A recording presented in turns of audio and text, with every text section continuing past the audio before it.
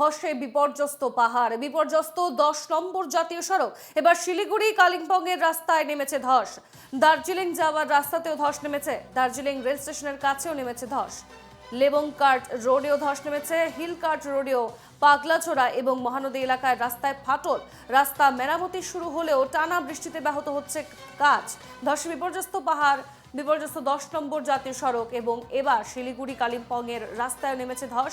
দার্জিলিং যাওয়ার রাস্তাতেও ধস নেমেছে, দার্জিলিং রেল স্টেশনের কাছেও নেমেছে ধস। তারই সঙ্গে লেবংকার্ট রোডেও ধস নেমেছে, তার পাশাপাশি হিলকার্ট রোডেও পাগলাঝোড়া এবং মহানদী এলাকায় রাস্তায় ফাটল দেখা দিয়েছে। রাস্তা মেরামতি শুরু হলেও টানা বৃষ্টিতে ব্যাহত হচ্ছে সেই কাজ। আমাদের সঙ্গে এই মুহূর্তে সরাসরি রয়েছেন আমাদের প্রতিনিধি অংশুমান চক্রবর্তী। অংশুমান, টানা বৃষ্টির জেরে উত্তরবঙ্গে বেহাল অবস্থা এবং আমরা দেখেই আসছি বেশ কয়েকদিন যাবৎ প্লাবিত হয়ে যাচ্ছে বিভিন্ন জায়গা। তার মধ্যে এবার ধসের খবর, 10 নম্বর জাতীয় সড়কে ধস নেমেছে, তার পাশাপাশি অন্যান্য জায়গাগুলোতেও নেমেছে ধস এবং দ্রুত তার সঙ্গে তারা কাজ করছে প্রশাসনের আধিকারিকরা। বর্তমানে কি পরিস্থিতি সেখানে?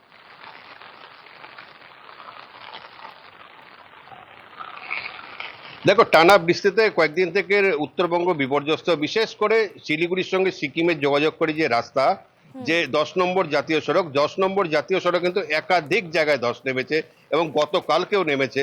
সব থেকে বড় ধস যেটা, সেটা এই মুহূর্তে কিন্তু বিরিকধারার কাছে ধসে রাস্তাটা সমস্তটাই প্রায় তিস্তা গর্ভে চলে গেছে। যদিও জেলা প্রশাসন সূত্র থেকে গতকালকে সকালবেলা জানানো হয়েছিল যে এই রাস্তাটা সম্পূর্ণভাবে মেরামত করতে 10 থেকে 12 দিন সময় লাগতে পারে, কিন্তু যেভাবে ক্রমাগত বৃষ্টি হচ্ছে, পাহাড় থেকে যেভাবে বোল্ডার গড়িয়ে পড়ছে এবং মাটি গড়িয়ে পড়ছে, তাতে পাহাড় নতুন করে কেটে রাস্তা তৈরি করতে কিন্তু আরো সময় লাগতে পারবে। বিশেষ করে যেই সব গাড়িগুলো চলাচল করে কালিম্পং বা সিকিমের সঙ্গে, সেই সব গাড়িগুলো কিন্তু ঘুরিয়ে দেওয়া হচ্ছে। ঘুরিয়ে একটি রাস্তা হচ্ছে লাভা হয়ে কালিম্পং হয়ে যেগুলো সিকিমে যাচ্ছে, সেক্ষেত্রে তাদের সময় কিন্তু অনেকটাই বেশি লাগছে, প্রায় 6 থেকে 7 ঘন্টা শিলিগুড়ি থেকে সিকিমে পৌঁছতে লাগছে। এবং অপর একটি রাস্তা আছে যেখানে একমাত্র শুধু ছোট গাড়িগুলো চলতে পারা হয়, সেগুলো সেবকের কাছে কালীঝরা দিকে পঙ্গু হয়ে কালিম্পং যাতায়াত করছে। সেখানে কিন্তু বড় কোনো গাড়ি যাতায়াত করছে না। এই যে বড় গাড়িগুলো যেহেতু যাতায়াত করতে অনেকটা সময় লাগছে এবং রাস্তা দুর্গম হওয়ায় এবং অনেকটা দূর হওয়ায় সেখানে কিন্তু অনেকগুলো বড় গাড়ি চলাচল করছে না। ক্রমাগত যেভাবে বৃষ্টি হচ্ছে, বিভিন্ন জায়গায় যেভাবে ধস পড়ছে, তাতে কিন্তু গাড়ি চলাচল করাও কিন্তু একটি বিপজ্জনক অবস্থায় হয়ে দাঁড়িয়েছে। গতকালকেই দেখেছি যে দার্জিলিং এও বেশ কয়েকটি জায়গায় ধস নেমেছে এবং শিলিগুড়ির থেকে দার্জিলিং যাওয়ার যে রাস্তা রোহিণী রোড, সেই রোহিণী রোডেও কিন্তু গতকালকে ধস নেমেছিল। যদিও ধস সারাইয়ের কাজ এখন চলছে। প্রশাসন সূত্রে জানা গেছে যে আজকে হয়তো কিছুক্ষণ বাদেই রোহিণীর ধসটা সম্পূর্ণ পরিষ্কার হয়ে যাবে।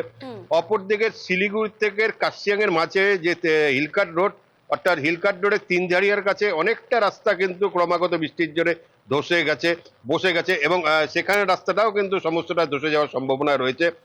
সব মিলিয়ে গোটা উত্তরের পরিস্থিতি ভয়াবহ। বৃষ্টি হয়ে যাচ্ছে, তিস্তার জলস্ফীতিও হয়ে যাচ্ছে এবং লালটং বস্তি, যেটা আমরা 2 দিন আগেই দেখেছিলাম যে লালটং বস্তি কিন্তু টোটালটাই ভেসে গিয়েছে। এখানে মানুষরা নতুন আস্থানের সন্ধানে সেই লালটং বস্তির অঞ্চলেও কিন্তু আবার নতুন করে তিস্তার জল ঢুকেছে। সব মিলে কিন্তু গোটা পরিস্থিতি ভয়াবহ হয়ে উঠেছে। যদি বৃষ্টি না কমে তাহলে কিন্তু পরিস্থিতি আরো ভয়ানক হবে এবং রাস্তা সারাইয়ের কাজেও যথেষ্ট বেগ পেতে হবে। এবং আবহাওয়ার পূর্বাভাসে কিন্তু বলা হয়েছে যে আগামী রবিবার পর্যন্ত ভারী থেকে অতি ভারী বৃষ্টিপাতের সম্ভাবনা রয়েছে। একেবারে নজর থাকবে আমাদের সেদিকে। ধন্যবাদ অংশুমান।